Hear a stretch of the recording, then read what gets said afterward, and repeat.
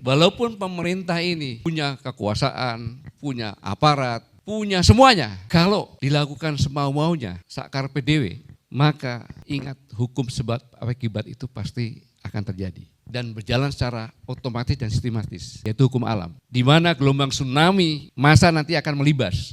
Barang siapa yang menjadi presiden, pada saat dia menjadi presiden, dia harus mengeluarkan amnesti dan mengeluarkan tim investigasi untuk siapapun yang mendidik dan menyidik, menuntut dan memutuskan hukuman bagi siapapun ketua-ketua partai atau calon presiden dan wakil presiden yang dipidanakan mulai bulan September.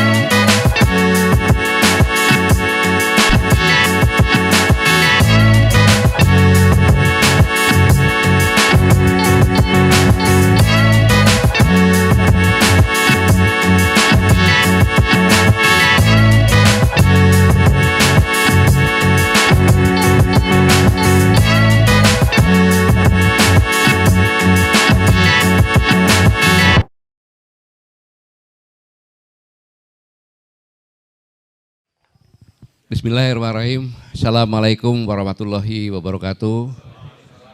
Selamat malam, salam sejahtera. Alhamdulillah, alhamdulillah wa syukurillah, la haula wala quwata illa billahil azim. Yang saya hormati Pak Kaban, di sini ada Mas Purnomo, Pak Saididu, Pak Laude, Bu Nur, kemudian eksekutif komite, Pak Katri, Pak Tony, Bapak Ibu sekalian yang terlalu banyak karena saya sebutkan satu persatu, udah lapar soalnya. Ada Mas Fuad juga di belakang. Pada malam hari ini saya yang mengajak kita semuanya bersyukur karya Allah Subhanahu wa taala, Tuhan Yang Maha Esa, bahwa tanpa terasa walaupun gelombang menerpa begitu keras, tapi kita bagai karang yang gelombang semakin teguh. Kita bisa menjalani 3 tahun dan ini suatu hal yang luar biasa. Dan kenapa ini bisa terjadi? Karena kita semuanya ini adalah kumpulan orang-orang yang mempunyai visi yang sama, niat yang sama, walaupun profesinya berbeda-beda. Kalau saya sering mengatakan susah kami dilawan, karena isinya di kami adalah orang-orang yang seperti dijanjikan lagu Indonesia Raya. Mereka sudah melalui membangun jiwanya dulu, baru membangun badannya. Bangunlah jiwanya, bangunlah badannya.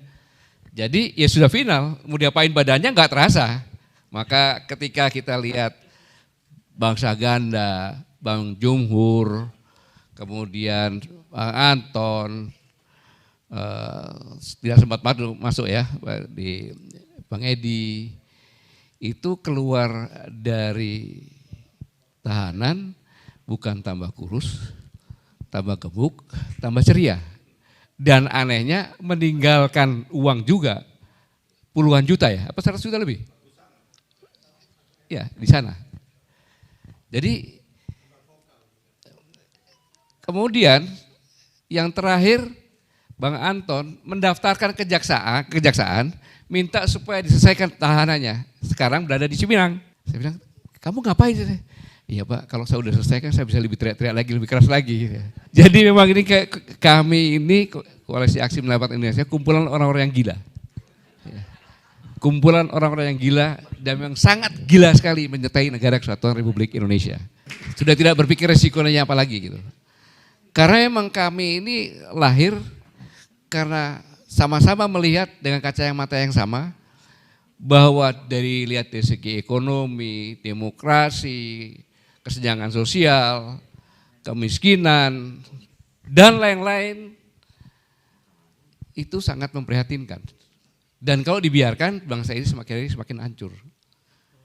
Kemudian dari orang-orang yang ada ini berkomunikasi entah gimana caranya, tahu-tahu kita sepakat menyiapkan di Tugu Proklamasi, maka kita deklarasikan Koalisi Aksi Menyelamatkan Indonesia.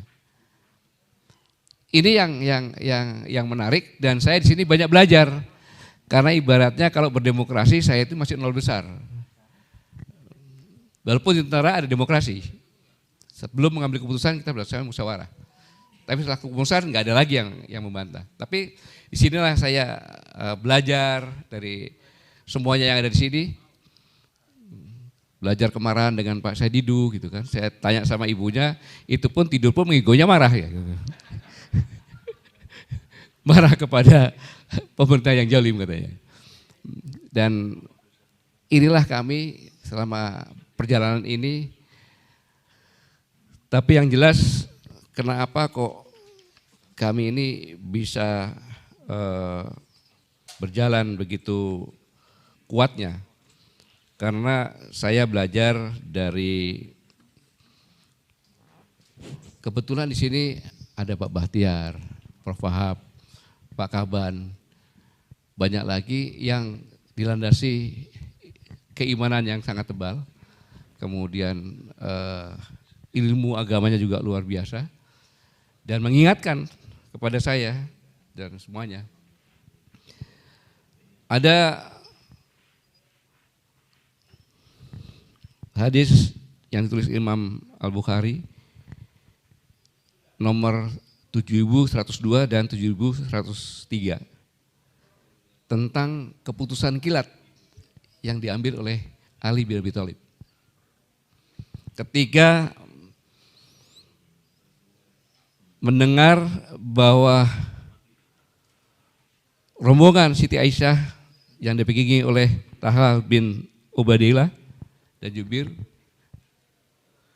mendengar ini, maka Ali bin Abi Thalib dan Ammar bin Yasir mengambil keputusan untuk mencegah, jangan sampai masuk. Maka kelilinglah ke sahabat-sahabat Nabi. Ketika datang ke beberapa sahabat, heran mengapa keputusan yang besar seperti ini tanpa musyawarah dan istiqoroh. Bahkan saya heran. Nah, akhirnya karena sahabat ini tidak mau membantah, dia hanya mengatakan saja keputusanmu terlalu cepat. Karena saya tidak diundang untuk musyawarah, apalagi istiqoroh. Ali bin Abi Thalib mengatakan bahwa kamu itu lambat. Tapi tidak marah. Apa yang terjadi? Terjadilah pertempuran yang besar dan korbannya tidak kurang dari 70.000 sahabat-sahabat Rasulullah SAW mati syahid. Inilah maka di Koalisi Aksi Menyelamatkan Indonesia dalam setiap mengambil keputusan pasti dilalui dengan musyawarah. Setiap hari Selasa atau Rabu kita berkumpul sini berdiskusi. Walaupun sudah sepakat, kadang-kadang malam-malam kirim WA. Pak Gatot, pagi-pagi saran begini, saran begini. Saya yakin ini pasti didahului dengan doa, pagi-paginya baru dapat gambaran. Gitu. Sehingga apa yang dilakukan kami ini tidak pernah kita melakukan sesuatu tanpa musyawarah dan tanpa meminta petunjuk kepada Allah Subhanahu Wa Taala, Tuhan Yang Maha Esa. Ini membuat sampai dengan saat ini kita bisa berjalan. Saudara sekalian, bahwa kalau kita melihat perjalanan kita ini, betapa kita ini sebenarnya marah. Saya yakin semuanya marah lihat keadaan ini. Tetapi memang marah itu kan disuruh oleh nafsu. Dan nafsu itu memang dari Tuhan, supaya kita punya kemauan. Yang melaksanakan nafsu ada akal kan gitu. Tapi akal yang sehat tidak bisa marah. Tetapi kalau sudah mulai proses bertubi-tubi, akhirnya akal juga akan marah. Ini pun yang dirasakan oleh rakyat. Walaupun pemerintah ini punya kekuasaan, punya aparat, punya semuanya. Kalau dilakukan semau-maunya, sakarpe dewe, sakarpe insun orang sudah bilang, maka ingat hukum sebab akibat itu pasti akan terjadi. Dan berjalan secara otomatis dan sistematis, yaitu hukum alam. Di mana gelombang tsunami masa nanti akan melibas. Itu pengalaman di mana-mana. Sekuat apapun juga. Kita lihat Pak Harto begitu kuatnya masih berkuasa, tetap aja terjadi. Ini sebenarnya dikhawatirkan oleh Koalisi Aksi Menyelamatkan Indonesia agar ini jangan sampai terjadi. Sehingga kita memberikan masukan. Dan kalau kita lihat masukan-masukan yang kita sampaikan, ini kan semuanya syarat dengan edukasi, argumentatif, logis, realistis, serta etis. Sehingga sebebal dan sejahat apapun penguasa, insya Allah mau mendengar dan menerima kritikan. Tapi apa faktanya? Apa yang menjadikan kritikan tidak direspon. Tetap saja membebal, bahkan direspon dengan mengkerangkeng. Yang mengkritik dengan argumentasi, dengan data-data yang lengkap, kemudian bersifat edukasi. Dan aneh bin ajaib, karena kehilangan akal untuk menjaring, menuntut, maka digunakanlah pasal-pasal dari undang-undang penjajah. Pasal 1, Undang-Undang nomor 1, tahun 1946. Itu sebenarnya undang-undang Belanda yang lahir pada tahun 1942 dan bulan Maret. Isinya plus sama persis, hanya di dalam undang-undang itu dicantumkan. Kalau Indonesia itu Belanda itu berubah menjadi Indonesia. Kalau gubernur militer itu dirubah menjadi presiden. Jadi persis.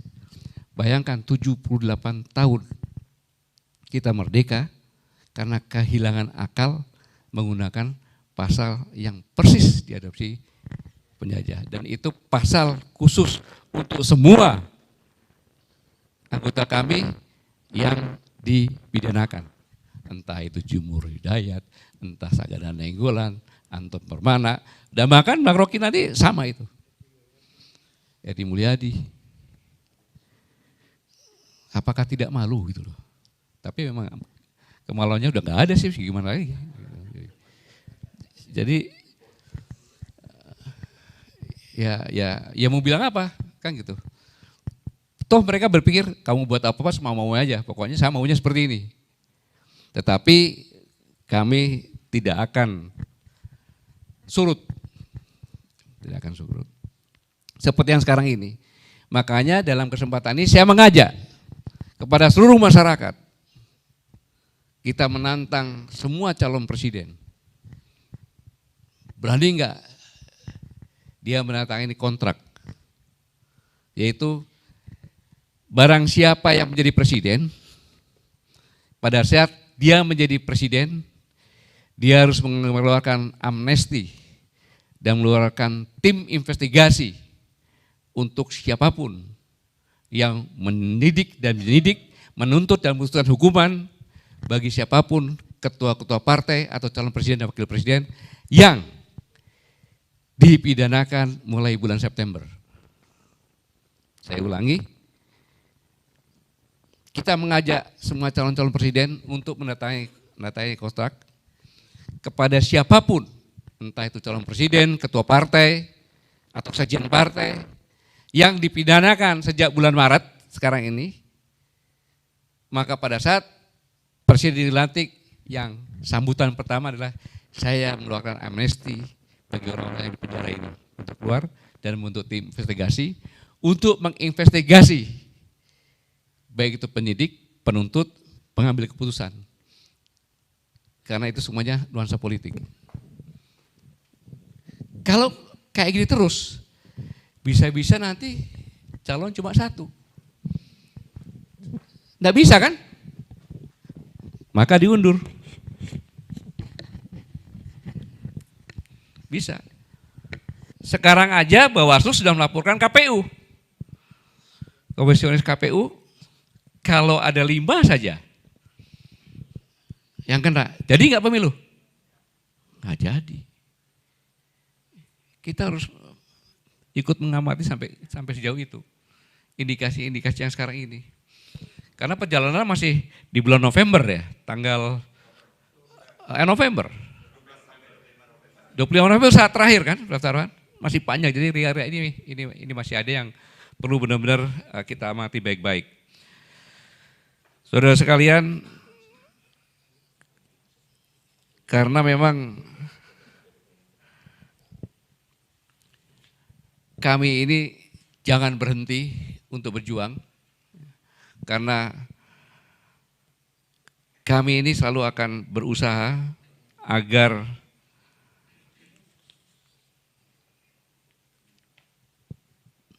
bagaimana kehadiran kami dalam kehidupan berbangsa ini bisa dipandang suatu yang sangat prospek untuk melakukan perubahan nasib. Saya ulangi, perubahan nasib dari masyarakat yang nasibnya buruk ke nasib yang lebih baik. Dan selanjutnya bagaimana Koalisi Aksi Menyelamatkan Indonesia agar kehadiran kami ini dalam kehidupan bangsa ini bisa mengedukasi masyarakat, ya, mengedukasi masyarakat agar benar-benar paham pada prinsip-prinsip demokrasi yang sama-sama kita sepakati bersama. Kemudian bagaimana kehadiran kami dalam kehidupan berbangsa ini bisa mempererat kembali persatuan yang telah porak-poranda dengan provokasi politik polarisasi.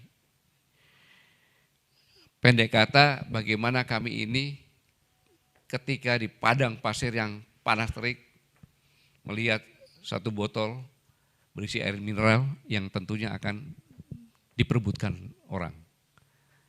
Dan ini perlu perjuangan lebih keras lagi, lebih terorganisasi lagi agar bangsa ini bisa selamat. Saya pikir ini yang bisa saya sampaikan karena tayangan video tadi sudah menggambarkan semua perjalanan kami. Kemudian Bung Rocky juga sudah menjelaskan, Pak Wahab juga.